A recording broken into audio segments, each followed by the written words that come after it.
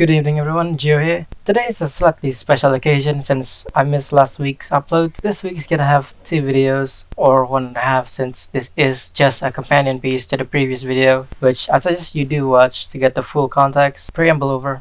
We have discussed Devil Kings, so let's move on to the original version. First of all, the difference. Well, in Devil Kings, the first character you'll see is the Devil King himself, while in Sengoku Basara, what you find is the real main character in the series, namely Date Masamune and Sanade Yukimura. Although in the story itself not much has changed between the two games, as in Devil Kings, Oda Nobunaga is still shown as an evil character. The character selection also shows the correct difficulty, as after choosing a hero, the game difficulty is shown directly, as after choosing a hero, the game defaults to the normal difficulty. Then you can also choose hard, and after beating hard, you'll gain access to the impossible difficulty. Unlike in Devil Kings, where they evilly start you off on hard difficulty, labeled as normal. In terms of the gameplay, it's also not too different. First, two main skills are unlocked by default, and the triangle string is gone, which is replaced with the inheritance skill, the unique special moves for every character. The combo is more or less the same as Devil Kings, but special skills become more useful because it can be implemented in the basic string of attack, as it has higher priority compared to Devil Kings, where you must hold R1 before pressing either a square or triangle,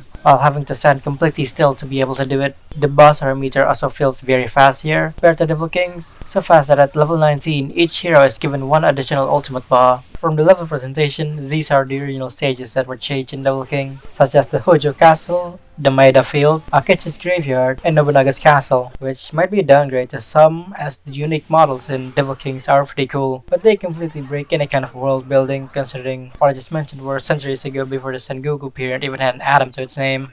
Going from the land to the warlords themselves, in Devil King there are two characters that cannot be played, which are Shimazu and Matsu, who can be played in Sengoku Basara by beating the game as Itsuki alongside Savi and Maeda, respectively. Now I don't understand why these two characters were cut from Devil Kings, and using the excuse that Matsu and Kenshin having the same basic attack moveset doesn't work, since Kasuga is Sasuke's Echo Fighter, and she's unlocked by default in Devil Kings. Speaking of characters, each have elemental attributes, which are Lightning, where it gives you the longer reach, giving them more AoE attributes with each attacks. For Fusion, it basically sets enemies on fire for a bit of damage over time. Galatio just freezes enemies briefly, while Havoc has lifesteal every time you kill an enemy, but it also drains your health every time you swing the weapon. Finally, we're in the reference zone. Date Masamune's final weapon are 6 Alasters. He has high time and a cool ass stinger. Sanada Yukimura has 2 Spartans and a pair of Ifrit gauntlets, which is pretty unique that the Ifrit part is the only one in flames, while his other flaming spears are engulfed at the tip. He also has the 1000 stabs and the spinning sword thing from DMC3.